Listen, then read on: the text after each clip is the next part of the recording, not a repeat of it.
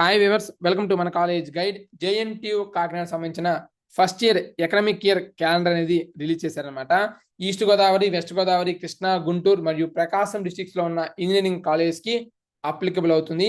అది కూడా JNTU Kakinada university కింద ఉన్న అఫిలియేటెడ్ కాలేజ్ మాత్రమే అప్లికబుల్ అవుతుంది ఈ యొక్క ఎకనామిక్ ఇయర్ క్యాలెండర్. మీకు ఇక్కడ స్క్రీన్ మీద కనిపిస్తుంది, చెక్ చేసుకోవచ్చు.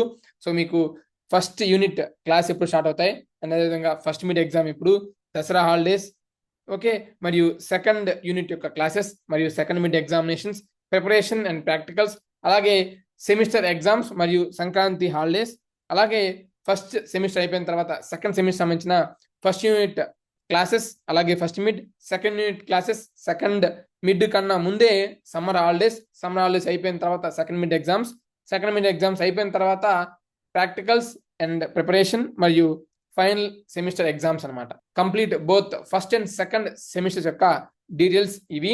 అండ్ మీకు ప్రతి ఇయర్ 2 సెమిస్టర్స్ ఉంటాయి. ఈచ్ సెమిస్టర్ కింద 2 మిడ్ ఎగ్జామ్స్ ఉంటాయి. ఈచ్ మిడ్ ఎగ్జామ్ కన్నా ముందు 8 వీక్స్ క్లాస్ అనేవి ఉంటాయి అనమాట.